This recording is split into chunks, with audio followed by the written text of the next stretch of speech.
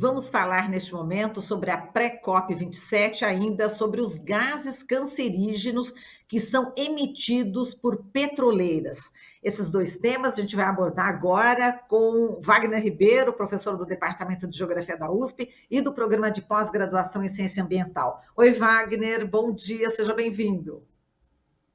Bom dia, Marilu, bom dia quem nos acompanha aí pela Rede Brasil Atual.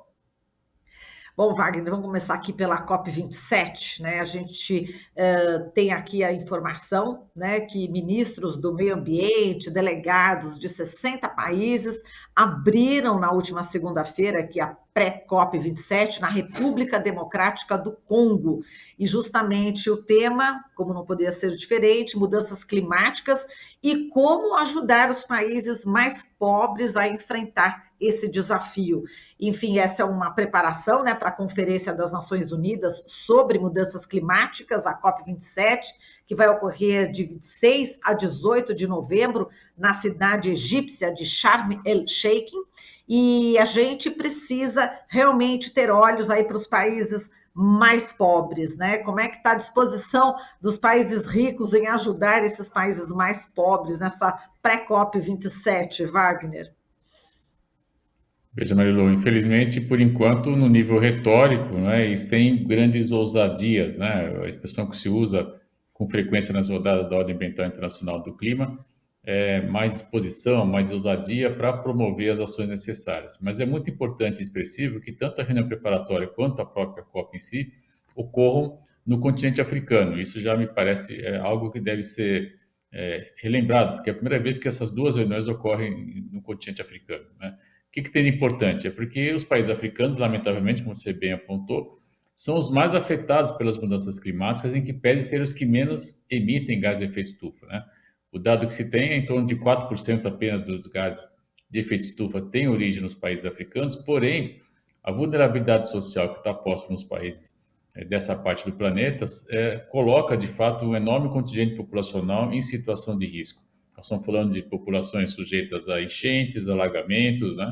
Gente sujeita a escorregamento de vertente, população em grande número, aí o caso do Sudão do Sul me parece o mais emblemático, né, Marilu, que já é comprovado, teve que abandonar suas terras porque houve uma mudança no padrão de chuva, que no caso acentuou secas muito extremas, né, fazendo com que a prática agrícola não fosse mais viável, e aí levando aquilo que se chama hoje de refugiado ambiental, uma migração de população em grande escala. Então, essas questões terão de ser debatidas, né? E nós sabemos que, se não houver um apoio dos países centrais para mitigar, né, para tentar diminuir, promover as adaptações necessárias para os países africanos, as dificuldades são enormes, né? Nós mesmos tivemos a oportunidade lá, já faz algum tempo, né, mais de 10 anos, num projeto na época do então governo Lula, né, havia um programa do CNPq, Conselho Nacional de Desenvolvimento Científico e Tecnológico do Brasil, de promoção, Marilu, de cooperação com países africanos, né? Nós tivemos uma missão de trabalho coordenada pela professora Norma Valência, na época da Federal de São Carlos, e fizemos uma cooperação junto com o São Tomé e Príncipe, né? Já naquele momento, a ideia era justamente fazer um mapeamento dos impactos das mudanças climáticas nesse conjunto de ilhas que formam esse país de língua portuguesa, né? Duramente afetado pelas mudanças climáticas. E a gente já constatava lá dificuldades seríssimas, da elevação do nível do mar, enfim, dificuldades para a promoção de ações de agricultura, pescadores que se perdiam quando iam pescar, porque havia uma mudança toda lá na disposição das nuvens, eles se guiavam muito pelas nuvens, por um pico lá, que eles, enfim, visualizavam desde o mar. Isso tudo foi afetado porque você teve uma nova dinâmica, inclusive, de disposição de nuvens, fazendo com que eles não enxergassem mais o pico e alguns até se perdiam no mar. Veja, então, que tipo de consequência, né, que para nós é algo muito longe, distante, mas que, na verdade, infelizmente, afeta de maneira muito dura os países, parte expressiva de países africanos. Então, essa reunião acaba tendo esse caráter político, né, de chamar a responsabilidade dos países centrais. Exato, o que você falou, né, que os países aí mais pobres, a África, né, é responsável apenas por 4% das emissões mundiais dos gases de efeito estufa, só que eles absorvem mais do que emitem, né? Então esse foi um recado também do primeiro-ministro lá da República Democrática do Congo, o Jean-Michel Sama Lukonde, e também a ministra do Meio Ambiente, Eve Bazaiba. E, bom, e eles falaram, né, em relação aos compromissos que precisam ser honrados, né, né, pelos países mais ricos, né? Eles querem apoio para os planos para ajudar justamente a compensar esses danos climáticos. Em 2021, né, teve a COP em Glasgow, na Escócia, né, e a comunidade internacional reafirmou a meta de conter o aquecimento global em mais 1,5 graus, né, em comparação à era pré-industrial. Agora, essa meta estabelecida no Acordo de Paris em 2015 está no momento realmente fora do alcance, né? Porque a gente já está com mais 1,2 graus já, né, de aquecimento, né, Wagner?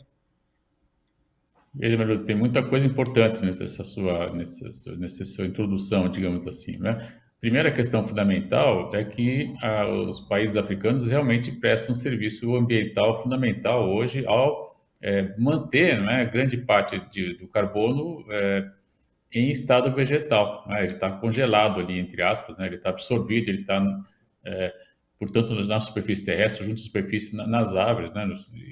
E isso, evidentemente, é melhor do que ele seja como está acontecendo aqui no Brasil, transportado, né, pela queima até a atmosfera, agravando o efeito da mudança climática. Bom, a Petra resolveu ter a participação, fazia tempo que não participava. Resolveu participar também. Enfim, tudo certo. E aí, na verdade, o que está sendo pautado aí é justamente a compensação por esse serviço ambiental, né? Então, ele está pedindo, reivindicando, de fato, mais recursos, né, em reconhecimento a esse serviço ambiental que afeta a escala global, sem dúvida, né? Essa é uma questão. A outra questão é que os próprios países, ao apresentarem metas voluntárias, não estão cumprindo as próprias metas ditas, né? Elas são prometidas, mas elas não são vinculativas, ou seja, o país não é obrigado a cumprir uma meta que ele simplesmente declara, olha, eu vou reduzir emissões, né? E aí o caso mais gritante, eu diria, é o caso brasileiro, né? Onde a delegação brasileira na última COP, você lembrou muito bem, deu uma pedalada ambiental, como a gente costuma dizer, né, manipulando números, apontando, na verdade, uma meta muito menor que a que havia sido compromissada anos anteriores, né? Então, o próprio Brasil, hoje em dia, infelizmente, é um mau exemplo, né, de como essa questão está sendo valorizada. E o Brasil está entre os 4 maiores emissores, hoje, de gás de efeito estufa, é preciso dizer isso, né? Fundamentalmente e lamentavelmente por conta dos desmatamentos discriminosos que ocorrem, especialmente na Amazônia, mas hoje está além da Amazônia, né? A gente já tem desmatamento ilegal na Mata Atlântica, no Cerrado, enfim, vários biomas brasileiros também afetados por essa prática ilegal. Agora, Wagner, lembrei do Ricardo Salles, né? Enfim, ministro do Meio Ambiente, foi eleito aí, né, para deputado federal. Agora, me diga por São Paulo, e é inacreditável, né? Não sei como é que você recebeu aí essa notícia, né? Mas eu tenho uma pessoa estrangeira aqui em casa, e essa pessoa estrangeira falou assim, mas espera um pouco, essa pessoa, esse Ricardo Salles, não foi ele que foi, né, responsável aí justamente por não cuidar, né, da Amazônia, por deixar passar boiada? Como é que ele foi eleito? Quer dizer, as pessoas que não moram aqui no Brasil não conseguem entender. Não seria o contrário? Só que ele está alinhado justamente com o presidente Bolsonaro, é um bolsonarista, enfim, extrema-direita, e aí ele foi eleito mais por conta disso, obviamente, né, do que pelos estragos no meio ambiente. Desculpa até te colocar essa pauta que a gente nem tinha combinado, mas com certeza você tem algo a falar também, né, Wagner? Veja, Marilu, eu sou geógrafo político, né, antes de mais nada, e ao fazer uma análise das eleições, a gente percebe que eu estou aí com o Leonardo Boff, né? Eu acho que não dá nem esse indivíduo que está em Brasília na condição de presidente não merece nem rotular o movimento. Eu acho que é de fato um movimento de extrema direita, né? Tanto é que ele teve menos votos do que quem ele apoiou, né? Alguns estavam nas redes sociais dizendo que houve fraude, já se viu, todo mundo que ele apoiou foi eleito, mas ele teve menos votos. Sim, porque mesmo quem vota na extrema-direita não suporta, essa é a minha interpretação, né? E jogo aí para o debate público. Mas, de qualquer modo, eu diria que especialmente esse hoje, vai ser empossado, diplomado em breve, o deputado Ricardo Salles, e temos que reconhecer a legitimidade da eleição, enfim, ele foi eleito, mas é de fato ser premiado, né, pelo descontrole ambiental que ele promoveu, o que mostra que esse segmento que ele representa, né, ele vem do setor do agronegócio, está muito bem estruturado e articulado. Acho que a esquerda tem que fazer uma análise objetiva dessas questões, entender como é que um indivíduo como o Pazuello tem a votação que teve no Rio de Janeiro, a ex-ministra Damares teve a votação que teve em Brasília, o vice-presidente Mourão ter a votação que teve no Rio Grande do Sul, né? Enfim, são ícones de um governo, não de um bolsonarista, não existe, meu ponto de vista não existe um bolsonarismo, existe sim um movimento de extrema-direita articulado que fez um cálculo político, a gente tem que ter essa clareza, eles olharam claramente e veem, de acordo com cada perfil do eleitorado, foi indicado um candidato. Se a esquerda não fizer essa análise, continuar fragmentada, dividindo o voto para Senado, né, como ocorreu, vamos citar para não ficar complicando um pouco mais, né? E mesmo em decisão para apoio de primeiro e segundo turno, quando poderia fechar a questão, nós vamos continuar, né, tomando aí um baile, como ocorreu de fato, né, desse movimento articulado da extrema-direita. Isso precisa ser dito, né? Então, eu não fico surpreso, não. Acredito que não conheci a campanha dele, não tenho informações de como foi a campanha, mas certamente com muito apoio de recurso financeiro de um segmento que ele representa desde sempre, né, que é o setor do agronegócio. Então, não é surpresa, é lamentável que a população paulista, né, embarque nessa onda, né? A boiada foi muito além do que ele imaginava, né? Deu ele, inclusive, um mandato de 4 anos como deputado federal. De outro tema que já estava aqui programado, né, em relação às petroleiras, né, que estão omitindo dados sobre emissões potencialmente cancerígenas. É um trabalho realmente de fôlego aqui da BBC, né? Ela descobriu, né, que empresas petrolíferas não estão declarando aí milhões de toneladas de emissões ligadas justamente ao câncer. E a gente tem os nomes aqui, vamos dar nomes aos bois, né? A BP, Eni, ExxonMobil, Chevron e Shell que estão operando queima de gás natural, é uma queima, entre aspas, aqui, segundo a reportagem, esbanjadora do excesso de gás liberado durante a produção de petróleo. Isso aqui realmente é um escândalo, né, Wagner? Você pautou essa questão, realmente a gente leu a reportagem e é uma parceria, né? Isso aqui é legal, uma parceria entre a imprensa e também os especialistas, né, na área do meio ambiente. Olha o que pode ser produzido. Então, a gente coloca essa pauta em questão, né, Wagner? Porque realmente tem pessoas morrendo, inclusive crianças morrendo pela inalação aí desses gases, não é isso? Veja, Marilu, eu acho que tem 2 aspectos fundamentais. O primeiro, você frisou muito bem, essa articulação entre a academia com conhecimento científico e difusão pela imprensa, né? Não por acaso eu faço esse esforço, para mim é um enorme prazer, um enorme desafio também de semanalmente estar aqui contribuindo. Acho que nós temos uma obrigação, sim, na universidade de ter essa interlocução com a sociedade. E aí a gente faz escolhas. Eu já colaborei no passado com grandes órgãos, né? Hoje que se chama de imprensa oficial, etc., grande mídia, não importa, mas eu tinha uma participação recorrente, acreditava que era por ali naquele momento, hoje não faz, a minha escolha está aqui e é uma enorme satisfação, um prazer, né? O que nos honra muito, viu, Wagner? Deixa eu já te colocar, viu? Mas, que nos honra muito. Alguns colegas da universidade não entendem, mas por que você faz isso, né? Você não ganha nada, etc.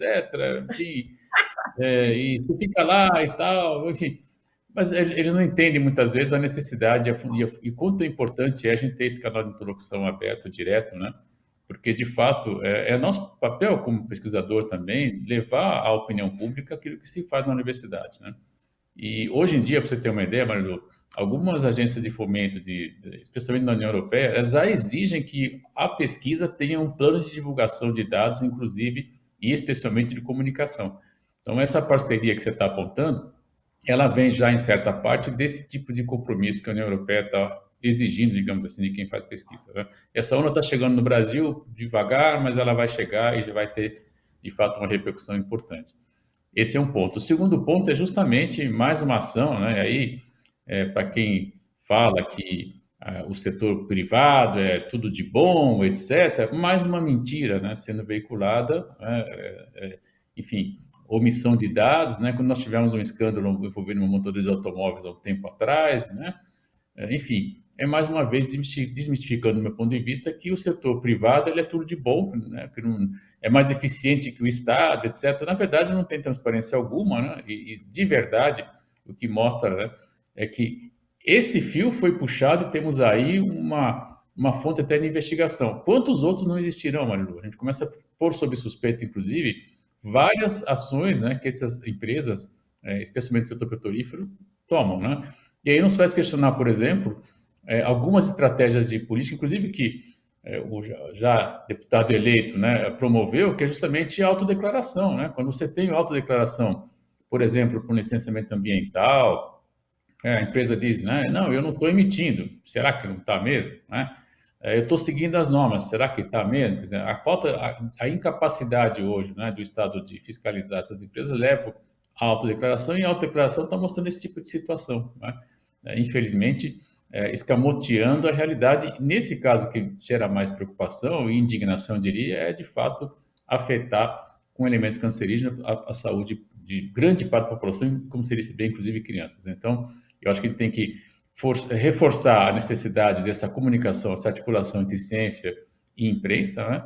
E, ao mesmo tempo, né, pôr em xeque, de fato, né, o que essas grandes empresas afirmam que estão fazendo, quando, na verdade, tem até um nome na literatura, é greenwashing, quer dizer, afirmam ações ambientais que, na verdade, não existem, divulgam dados que, na verdade, não são verdadeiros, enfim. E, infelizmente, às vezes, Marilu, até com o apoio de alguns colegas da universidade que, de algum modo ou de outro, procuram legitimar ações, nesse caso, até eu diria, que sem nenhum tipo de base científica, infelizmente, né? Então, é muito importante essa notícia vir a público, que a gente tem aí mais uma evidência, né, de que é preciso, sim, mais fiscalização, mais Estado, especialmente nas questões ambientais associadas à saúde.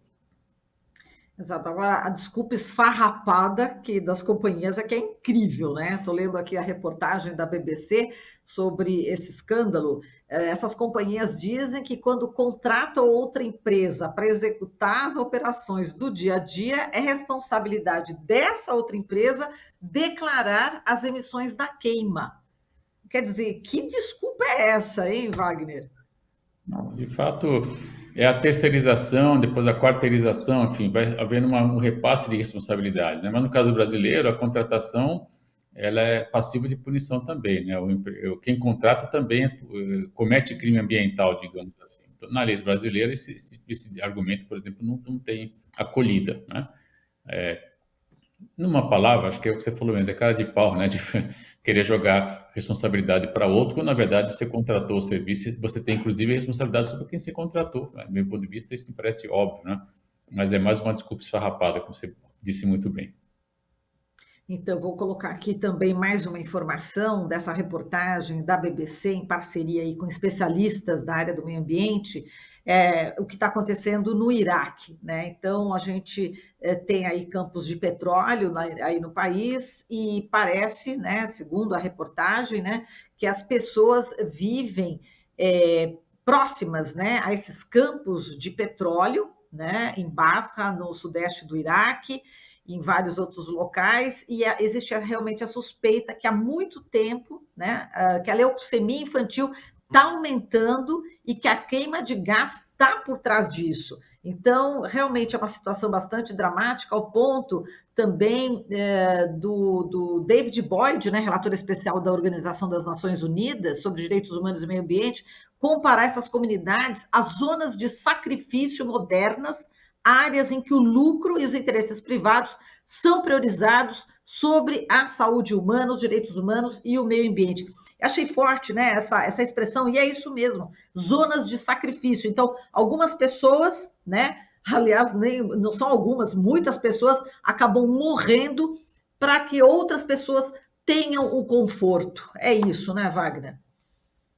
Isso tem um nome na literatura acadêmica, Marilu, que é chamado de injustiça ambiental, né? Então, você tem aí, para que alguns possam usufruir das benesses, né, de queima de combustíveis fósseis, transformação de petróleo em plásticos mais diversos, polímeros, né? Você tem aí, de fato, na localidade, né, efeitos nefastos, né, gerando uma injustiça ambiental muito grave. Então, essa indústria do petróleo, especialmente, ela é altamente impactante, nós sabemos disso, em vários aspectos, né? E agora, mais uma evidência que esse tipo de ação tem que ser revisto e, do meu ponto de vista, tem que gradativamente ser eliminado, né? Ainda é difícil, nós sabemos que é a fonte de energia ainda mais barata, né? Comparada com outras, mas a tendência é que ela vá perdendo espaço e esperamos que isso ocorra, mas também a necessidade de consumo de plásticos, né? Acho que a gente tem que pensar nisso tudo, toda a cadeia que o petróleo, de uma maneira ou de outra, acaba envolvendo. Em alguns momentos, né, justamente na extração, esse gás que acaba, ele é um subproduto que vem junto, né? Essa queima sem os devidos cuidados, sem monitoramento daquilo que é depois emitido na atmosfera está levando, né, a injustiça ambiental, afetando drasticamente comunidades importantes, né, que vivem junto a esses postos de extração. Então, é de fato, classicamente, né, uma situação de injustiça ambiental. Exato, e a reportagem salienta a vida, né, de uma pessoa, né, que teve leucemia, na realidade um sobrevivente aí de leucemia, tem 19 anos, e ele e o pai, né, tentaram a indenização, e a resposta foi o quê? O silêncio, quer dizer, o mínimo do mínimo as empresas não estão fazendo, que deveria ser justamente indenizar, ter uma indenização para essas pessoas que foram prejudicadas em suas saúdes, né, e perderam também familiares, né. Sem dúvida, Marilu. E a indenização, do ponto de vista, tem que ir além, inclusive, do ponto, né, de quem está afetado ali, né? Acho que aí você tem que pensar até na escala já do aquecimento global. Quanto que essas empresas são responsáveis, né, porque fornece o combustível principal aí, claro que tem o carvão também, né, que de alguma maneira contribui para o aquecimento. Então, elas deveriam, sim, do meu ponto de vista, já serem taxadas para desestimular, inclusive, a própria produção desse recurso, e nós temos que nos adaptar o quanto antes para novos padrões de transporte, promovendo o transporte ativo, bicicleta, pedestre, enfim, caminhadas, né, para que a gente possa ter alternativas.